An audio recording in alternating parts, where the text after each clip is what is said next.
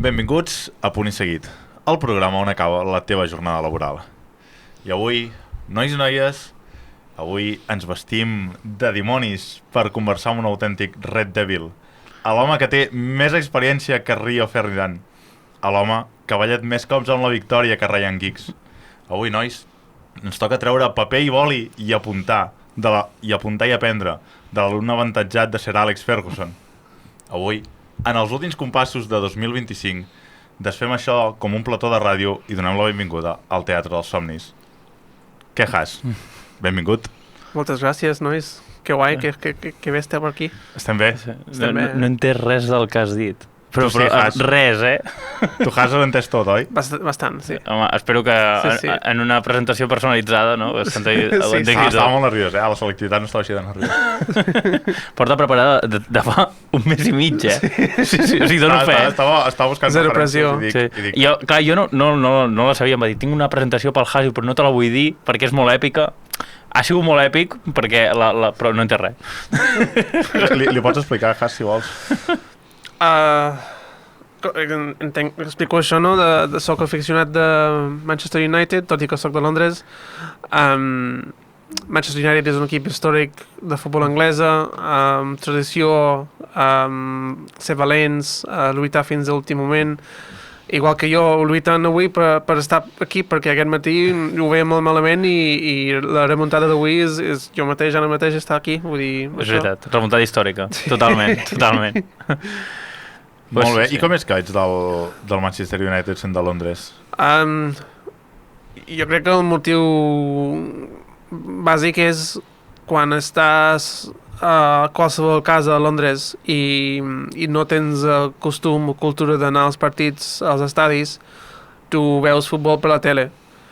I en els anys 90, anys 2000, per la tele gairebé sempre hi havia Manchester United. I justament aquest United era espectacular, era emoció, era això, remuntades quasi cada 2-3.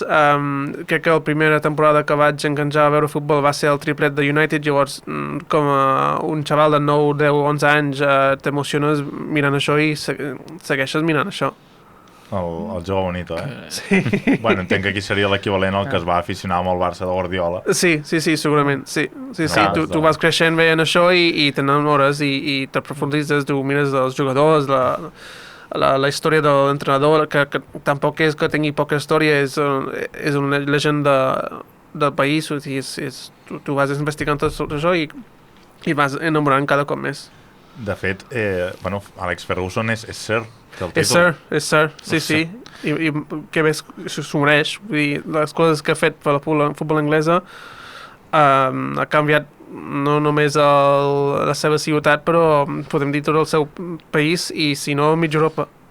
És l'entrenador, entenc, de l'època? És l'entrenador, sí, que va portar 24-25 anys portant l'equip. 24-25 anys? Sí. Collons. Sí. Vale, hòstia. No està mal. Sí. Bueno, això és una mica el que passa amb Pep Guardiola, que es recorda aquí a l'època de la gloriosa del Barça com si hagués estat 10-12 anys i realment van ser molt menys. Sí. De fet, és l'equip que menys anys ha entrenat. Com 4 anys, no? 4 anys, sí. Els 4 anys més intensos de la història, no? Sí, per això va marxar.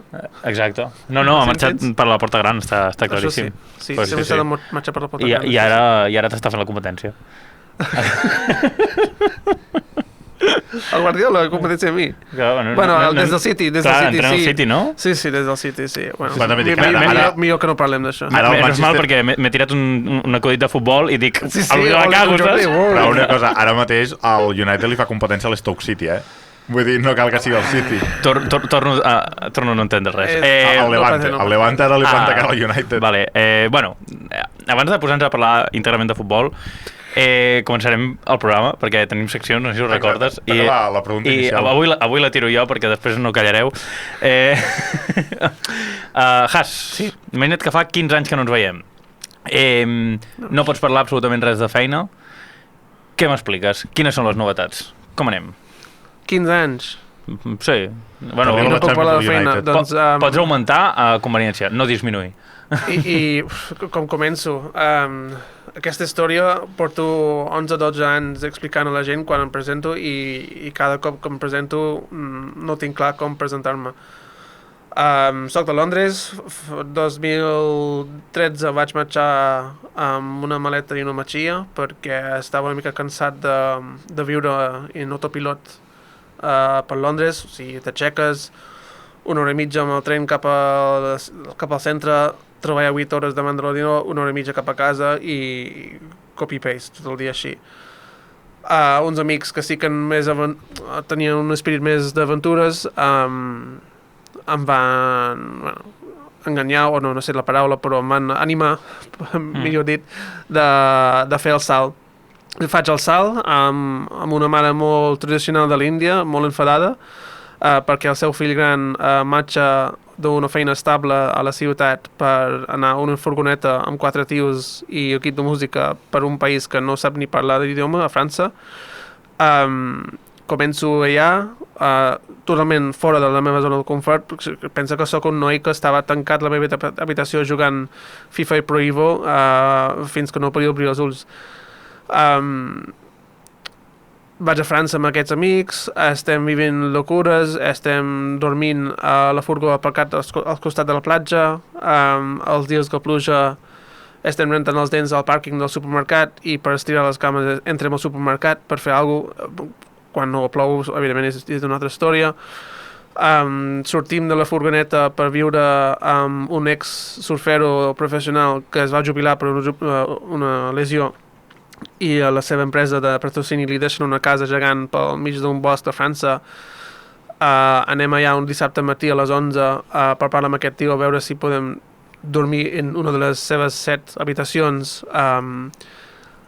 i al final arribem a un acord de li ajudem a arreglar la casa, a ordenar la seva vida una mica i en canvi nosaltres podem dormir allà. Un mes després convertim aquesta casa en un hostal, ja que aquest senyor té una bona fama en surfing. La gent del món venia per estar a casa seva. Jo fent tot això no guanyava diners, però sí que com a experiència d'aquest noi que estava treballant o vivint en autopilot de Londres, pues, ja em quedava satisfet amb això. Pensava, què faig ara? O busco feina per aquí, o visc com un boig i torno a casa amb zero, o començo de nou, què faig? I al final vaig trobar un programa per ajudar a classes d'anglès en una escola en Catalunya. Sí. M'és igual, això. Val, és veritat. Arribo a Catalunya per ajudar per temes d'anglès i un any després de l'altre cada any penso, em quedo o torno a Londres, em quedo o torno a Londres. I cada any pensava, pues em quedo. I fins que vaig conèixer la meva parella, hipoteca, nen, life. Uau, és possiblement dels més èpics, d'aquests que ens han tirat, Home, el factor de que hi hagi una persona professional del surf m'ha semblat molt èpic. Totalment. Vull dir, la gent viu del surf, O sigui, sí. No coneixia del tot la teva història, perquè no sé si l'havíem tractat en profunditat. Tota la part de França no la coneixia. O sigui, clar, típic, no? T'havia demanat, no? Quan has arribat aquí i tal. I, hòstia, m'ha semblat com molt èpic tot el procés, molt de pel·lícula, O sigui, es podria fer una pel·lícula... Sí. Potser de diumenge tarda, tampoc ens flipem, però... Sí. però una pel·lícula de sobre taula, sí. Perdona. No seria la vida que dirigiria Michael Bay, però Michael Bay seria vaig arribar a Manresa i després me'n vaig anar a Afganistan. Exacte, sí. Llavors... De fet, hi ha una pel·li que es diu 303, que crec que és una pel·li alemanya, si no recordo malament, que va una mica d'això d'una persona que té una vida... diguem, sedentària, rutinària, etc. I coneix a una noia i se'n van amb una furgoneta i, té més drama, però que imagino que també hi havia una mica de drama en aquesta història, però, que ella té una mica la llagrimeta fàcil, però, és una pel·li recomanada, si voleu. I si no voleu, segueix sent recomanada, l'únic que no la mirareu, no? Però no passa res. Sí. Molt bé, i llavors... aficions, entenc que l'afició al futbol et ve de petit, no? Has dit que et passaves el dia jugant al FIFA. Sí. Jo també he sigut fifero. Sí, no, al pati jugues futbol, surts de l'escola, vas a casa, mires futbol per la tele, s'acaba el partit, vas jugant a algun joc. De fet, m'heu enganxat d'abans, que estava esperant i estava jugant el joc de Mister de Manchester, de futbol aquí al mòbil, vull dir... Sí, i després, quan estava a França, per decidir, em vaig sol, doncs vaig fer tota la ruta d'Espanya mirant partits i explorant turísticament futbol d'Espanya, anant a estadis, encara que no hi hagin partits. Sí. Els amics em demanaven, però no vas al museu, no sé què, no dic, no, el museu és aquest estadi per mi. Furbo, eh? O sigui, el resum de... Furbo. Furbo. Està bé, està bé. I quin és l'estadi que més t'ha impactat en persona? Diré com a experiència, que no oblido mai, serà a Borussia Dortmund. El Signal Iduna, Sí, pel fet de que vaig anar sol, va ser un estiu que la temporada alemanya comença una mica més abans i vaig dir, vaig un cop de setmana ja a Dortmund. El Dortmund és una ciutat industrial, no té gaire coses per veure a nivell turístic, però la gent que hi va allà van per un sol motiu, que és experiència de ser aficionat a Dortmund. Recordo plenament de simplement portar una samarreta groga. La gent de la ciutat m'agafava com un d'ells i anava sol i la gent em deia vine a fer-ho cervesa amb nosaltres i pues sí, clar. Hòstia. Sí, i l'ambient dins de l'estadi, que tenen una grada de 20.000 persones a peu dret, no, és impactant, sí, com a experiència espectacular. Si vas entrar a veure el partit, eh? Sí. Quin partit era, ho recordes? No, jo crec que era contra un dels Bayers, Bayern Leverkusen, Bayern Múnich no crec, deu ser Leverkusen, em sembla, sí. I va guanyar 4-0. Hòstia, bona forma de... Sí, bon festival. Va guanyar el Ah, Dortmund, clar. 4-0. Sí. Vivint-ho al màxim, sí. No, sí que és veritat, perquè o sigui, suposo que s'ha entès també pel principi de dir que no entenc res, però jo no estic massa ficat en el món del futbol, l'Àxel sí, però l'Àxel i jo vam fer un projecte junts de futbol, vale? Del qual no entraré massa perquè va ser per hobby, però toca molt la nostra feina, llavors simplement diré que va ser un projecte de futbol. Sí. I... Bueno, però el període, podem dir, va ser vinculat al pas del Girona per Champions. Exacte. Perquè era una cosa històrica. Sí, això, totalment. Llavors, bueno, diguéssim que va ser per hobby, però vam anar a realitzar les nostres feines per hobby. I allà vam parlar molt amb les aficions, i sobretot amb l'afició anglesa del Liverpool, que va ser molt bèstia perquè van a grandes rasgos van invair un pub d'allà de Girona, van veure que era un pub rotllo anglès i van dir tots cap a dins, rotllo irlandès, i tots cap a dins, i era, o sigui, allà deies hola, buenas tardes, jo crec que ningú t'entenia. Ja no parlem de hola, bon dia, Hola, bon dia t'entenia el cambrer no entenia castellà. Exacte. I vam estar allà xerrant amb molta gent, amb força gent, i va ser molt bèstia veure com la gent vivia les aficions. També un tio que ens comentava que les seves vacances era on jugués al Liverpool, ell anava cap allà i es fotia uns pedazo de viajes, el cabron. Richard, si estàs veient això, que no, però va per tu. Un beso, màquina. Sí, el Richard. Bueno, i el meu preferit era un iaio, que és un típic iaio acabadíssim, saps que li faltaven dents, que anava superborratxo a les 6 de la tarda, que tenia 3 dents i les genives negres i tal, que es va aixecar la samarreta i tenia l'escut del Liverpool tatuat al pit, amb la pell arrugada, caiguda... No, va ser molt bèstia, va ser una experiència increïble i la veritat, o sigui, jo sempre he vist el futbol una mica com des de lluny, una mica també tot el Barça-Madrid. Jo sí que vaig seguir el Barça en l'època 2009 i tot això, que jo era petit, em va passar una mica com a tu, el que passa que després em vaig desvincular del futbol i sempre ho he vist una cosa com molt de perquè clar, veus més els problemes del futbol, d'hòstia, tio, no puc quedar que hi ha futbol, i després els problemes dels si els ultras, si no sé què, i quan vaig veure aquesta part com més humana del futbol vaig dir, hòstia, en veritat, com entenc una mica també tot el que pot unir el futbol i és xulo. Va ser una experiència molt guai.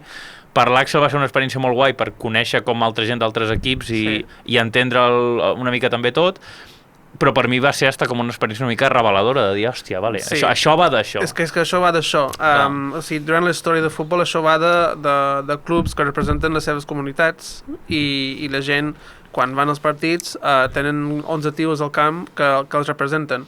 I això amb el llarg dels anys, sobretot des dels anys 90 amb la comercialització de la Lliga Anglesa, això ha anat fomentant cada cop un negoci, i no només el negoci com a turisme interior, sinó la gent de fora també com una mica, tenim aquest espectacle, tenim aquest ambient i el volem vendre, perquè com a més venem això va, tothom busca creixement, però i per això entenc que després de petit veure el Barça de Pep i tot això, amb els anys dius, bueno, no, això no m'atrau tant, però sí que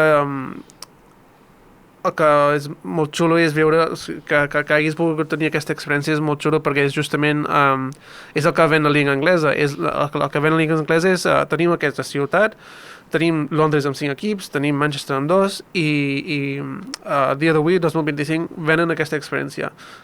Que ara, el dia que vas al partit d'allà, pues no tenen aquesta experiència de comunitat, o sigui, el tio que t'està allà, el camp no et representa zero, perquè el que cobra per córrer 10 metres potser no guanyarem nosaltres mai en la vida. Per això és interessant i xulo tenir altres experiències, anar a altres camps, no sempre anar a la primera liga, a la primera divisió, perquè és justament això, és unió de les persones, és societat, és comunitat i el esport com a futbol és el primer d'això. Per què? Perquè és un esport que hi ha 11 jugadors a l'equip, no com el bàsquet tens 5, llavors tens més representants del poble allà. Pensa que, o sigui, ara que estem en els Nadales, coneixeu la tradició anglesa de Boxing Day? Sí. Boxing Day? No. Boxing Day, o sigui, aquí és Sant Esteve, no? El dia després de Nadal, allà a Anglaterra, totes les divisions tenen partits programats per aquell dia. Ah, vale.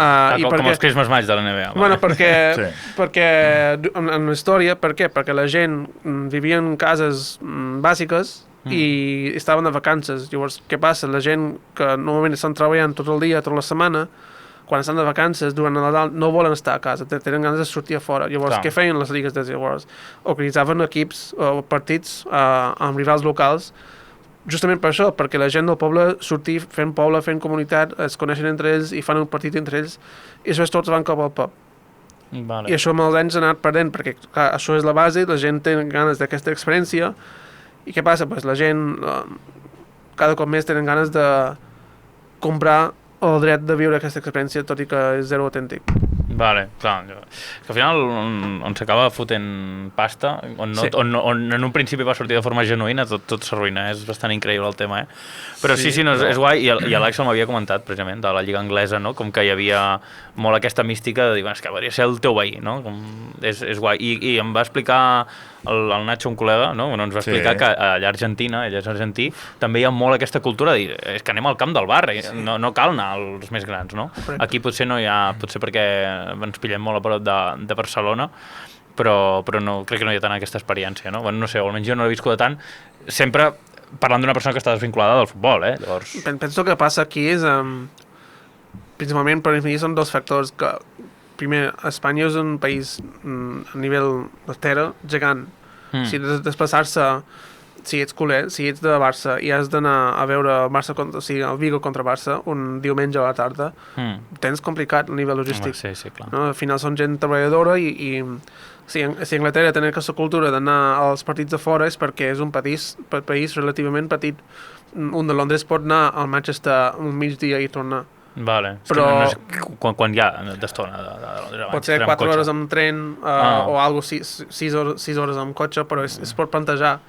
O pot ser menys, inclús, però d'aquí a Vigo, d'aquí a Andalusia, un cop de setmana, per un dia no ho tens complicat. Clar, hi ha com de I després un altre tema que és a nivell econòmic, no? Els sous d'aquí són menys que a Anglaterra, llavors hi ha menys capital perquè la gent pugui gastar d'aquesta manera. No, dic que també hi ha molts més equips en ciutats. Sí. Llavors, clar, una persona a Londres pot veure 9 partits sense sortir de la ciutat. Clar, aquí a Barcelona, per exemple, tens el derbi amb l'Espanyol i amb el Girona. Però clar, has de veure l'Espanyol jugar, jo no sé si val la pena, Ja, hauries de veure l'Espanyol jugar llavors. Clar, i a Madrid sí que potser tens una mica més a l'epicentre, però clar. No, i a Anglaterra també el preu de les entrades tinc entès que no és tan esbojarrat com aquí, no? Com el preu de les entrades, que és més baix que aquí, o més assequible. Bueno, depèn, no? Si vas Jo me'n recordo de la primera experiència d'anar al Camp Nou aquí, crec que vaig pagar uns 70 euros per una entrada, el mateix dia de partit.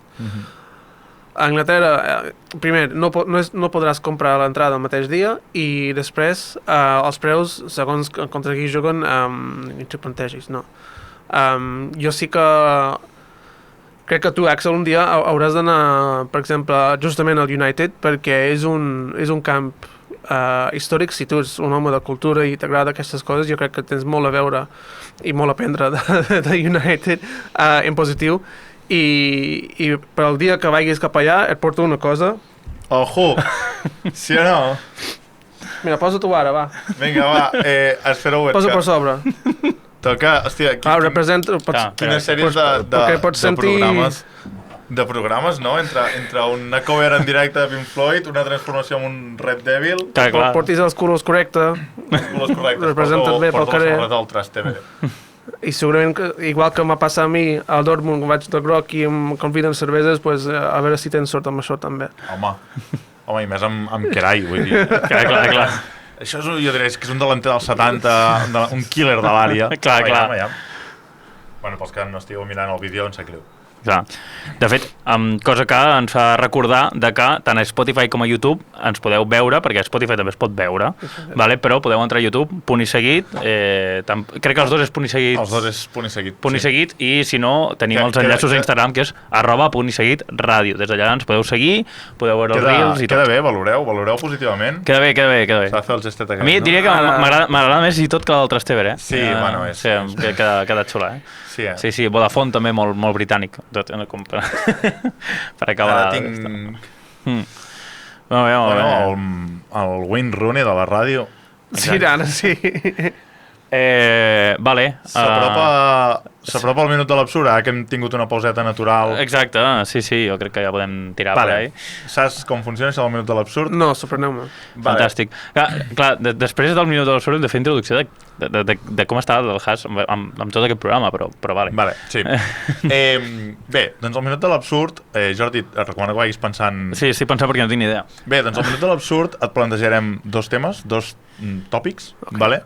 N'has d'escollir un, són absurds a matar, com el seu nom indica, i tens un minut per defensar-lo el més bé que puguis, sense cap mena de preparació prèvia. Vale? Llavors, el primer tema, el primer tòpic, és que totes les converses importants que tens o que has de tenir al llarg de la teva vida s'hagin de tenir sí o sí dins d'un ascensor, vale? I el segon és que als restaurants no hi hagi carta, no hi hagi menú, no hi hagi res, i que el cambrer et porti el que ell cregui segons la teva cara. Exacte. O sigui, he de defensar aquestes dues idees. Una de les dues. Una. I mentre decideixes, jo et faré una introducció, que és jo cantant. Vale? Em sap greu. Tens 5 segons. Exacte. Així que, com que tenim a un company britànic, anem a assassinar encara més, vale? Mama, just kill a man, put a gun against his head. Ja està, ja no tens més temps per pensar. Tinc decidit, sí. Vale, doncs quan siguin i 23, comences, és a dir, ara mateix. Let's go! Defenso la idea de que als restaurants et poden portar el menjar que creguin ells. És justament... és que no és ni de broma, m'ho crec. O sigui que aquestes cartes que porten milions d'opcions és que no saben què venen. Llavors, una experiència autèntica al restaurant és que tu vas allà i que et portin els plats. Justament la gràcia de sortir de casa i menjar fora és perquè mengis coses que no menges a casa. És una experiència gastronòmica. Surts a casa i vas a jugar i et porten els plats i vas segons les recomanacions dels experts de la casa. Queden 20 segons. Vinga, tira. Let's go. També és molt experiència autèntica. Sortim de Codi Cuberes, és experiència humana, és experiència sorpresa. Tu surts d'allà amb una experiència que després vols comentar amb altres persones.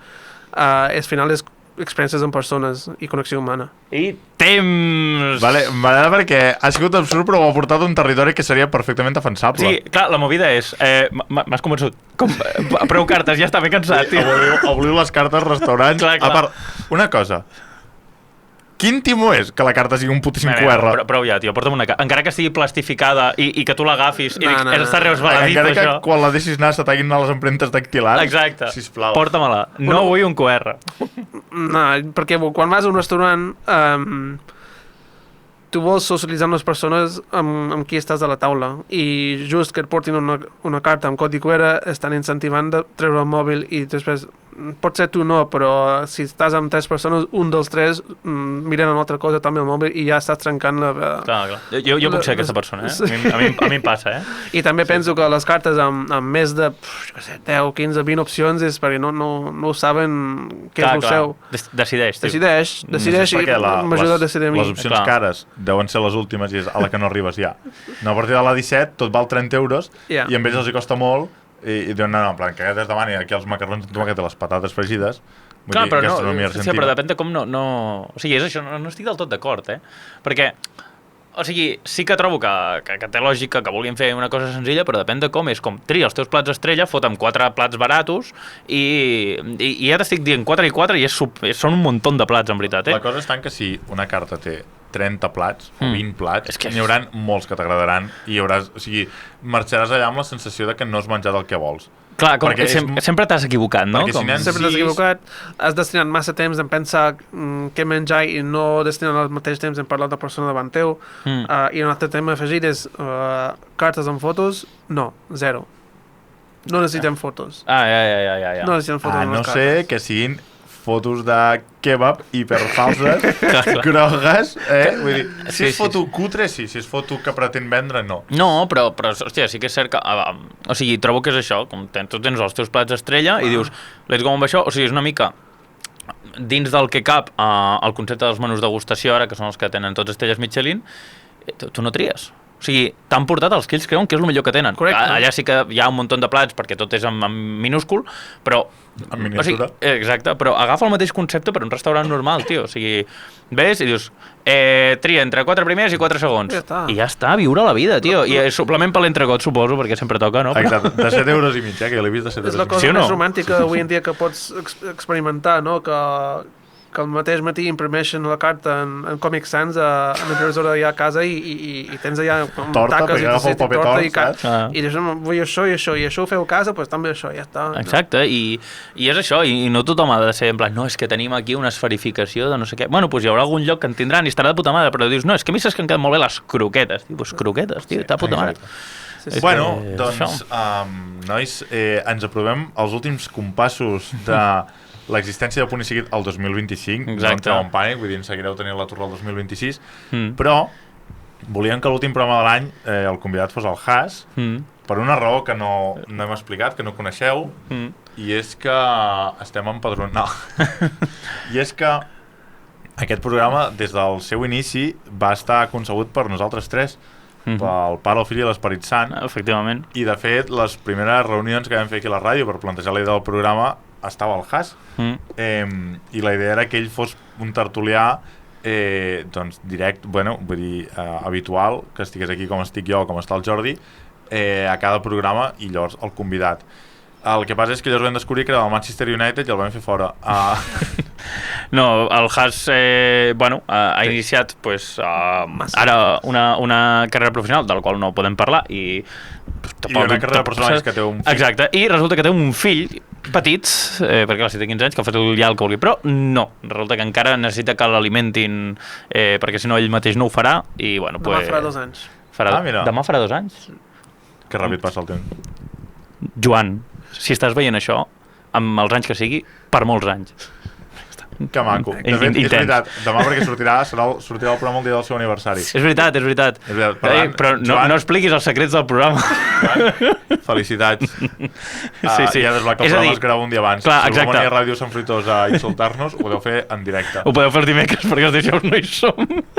Però bueno, exacte, avui és l'aniversari del Joan, així que per molts anys, i estem supercontents que hagi sigut l'últim de l'any. Volíem acomiadar l'any amb el Has, que va ser part de la gestació. Sí, no? bueno, ja que en els últims anys ha gestat moltes coses aquest home, doncs... Jo crec que estem condemnats de fer moltes coses junts. Aquest programa, l'Espàtula és un altre projecte que em fa molta il·lusió i crec que serem els liantes d'aquests projectes una mica sí, això és veritat, alternatius de la zona. Has, em diu el Toni que t'apropis una mica al micro. Vale. Sí, exacte, això és un altre projecte que tenim que... No es pot parlar perquè és feina. Exacte, des de que en algun moment algú ens ha contractat perquè fem el gilipolles, que algú va tenir aquesta mala idea. no en podem parlar, però sí que és cert que és un projecte de l'Àxel i meu, que el Has va dir guapíssim, i si tenim feines per aquest home, la veritat. La veritat és que sí. I res, doncs som els 3 davanters que foten poc quan entren a l'àrea. Exacte. Sí. El Has és el... Tu potser series més el migcampista... Estem Rooney, Tevez, Ronaldo aquí. Estem així, sí. Tu ets Rooney. Potser sí. Em toca ser Cristiano Ronaldo. I el Jo Jordi ets Ronaldo i ets el Tevez. Està bé això? Està Sí, està superbé. Fantàstic, Sí. increïble. Ser el Carlitos Tevez és un piropo. Sí. Pues sí. Pues, bueno, dit això, arribem ja al final del programa. Suposo que, bueno, anem finalitzant, no? Anem finalitzant el programa. I anem finalitzant el programa, anem finalitzant l'any i el Has ens donarà l'última cançó de l'any de Punt i Seguit, Vull dir, la ràdio la podeu seguir escoltant, sisplau. No s'acaba la música. El 2026 no es prohibeix la música. Exacte. Recordem que estem a... O sigui, que tot i que hi ha molta gent que ho escolta a través de Spotify o a través de YouTube, que això s'escolta a Ràdio Sant Fruitós, 107.5, i que aquí podeu seguir escoltant sempre música de moltíssima qualitat. Vale? Que publicitària de qualitat. I mira, pels que mireu el podcast, aquí teniu la tassa. Aquí teniu la tassa. Toni, Agustí, un beso per vosaltres també. Ara, abans de despedir, hem de fer un brindis. Hem de fer un brindis amb aquestes tasses. Vinga, va. Exacte, vinga, va. Bueno, l'hem fet aviat perquè encara no ha presentat la cançó, no? No passa res. Has, doncs acaba tu el programa. Comença a parlar de la cançó del convidat. La cançó és del 2003, que és un any fantàstic a nivell futbol i també a nivell de música. Aquesta cançó també va molt relacionat amb un enemic de Guardiola, Mourinho, perquè té una mica de el món contra mi i jo faré les defenses i estratègies per sortir-me. I per això és Many Men by 50 Cent. Així que nosaltres ens despedim. Bones festes, bon any. Bon Nadal. Bon Nadal. A tothom. Ens veiem l'any que ve amb més i segurament millor, per què no? Bueno, així això costarà, Es veu. Vinga, vagi bé. Adéu-siau. Adéu. We gotta go get something to eat, man. I'm hungry in the motherfucker. Hey, yo, man. Damn, what's taking homie so long, son? 50, calm down, man. You coming? The fuck? I see something. Hold on. Many men wish death upon me. Blood in my eye, dog, and I can't see. I'm tryna be what I'm destined to be, and niggas tryna take my life away. I put a hole in a nigga for fucking with me. My back on the wall, now you gon' see. Better watch how you talk when you talk about me, cause I'll come and take your life away. Many men, many men wish death on me, Lord. I don't cry no more. Don't look to the sky no more. Have mercy on me. These pussy niggas put money on my head. Gone, get your refund, motherfucker. I ain't dead. I'm the diamond in the dirt that ain't been found. I'm the underground king, and I ain't been crowned. When I rhyme, something special happen every time. I'm the greatest, something like Ali in his prime. I walk the block with the bundles. I've been knocked on the humble.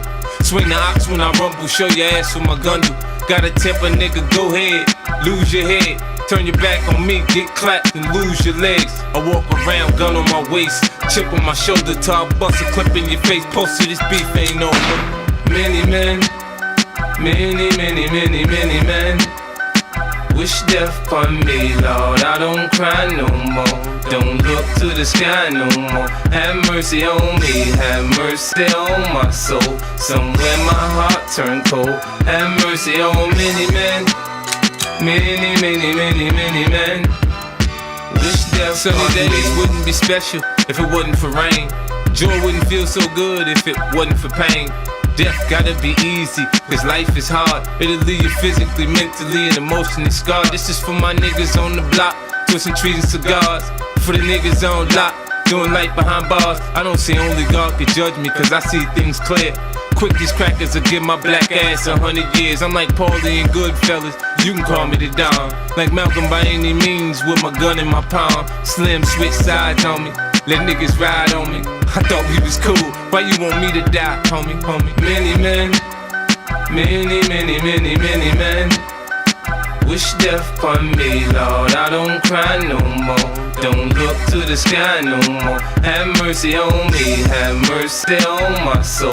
Somewhere my heart turned cold. Have mercy on many men, many, many, many, many men. Wish death every night I talk to God, but he don't say nothing back.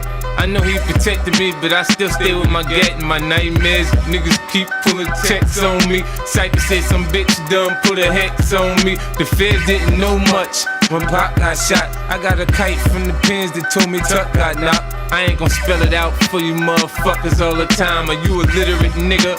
You can't read between the lines. In the Bible it says, what goes around comes around. Hamo shot me, 3 weeks later he got shot down. Now it's clear that I'm here for a real reason. Cause he got hit like I got hit, but he ain't fucking breathing. Many men, many, many, many, many men. Wish death upon me, Lord, I don't cry no more. Don't look to the sky no more. Have mercy on me, have mercy on my soul. Somewhere my heart turned cold. Have mercy on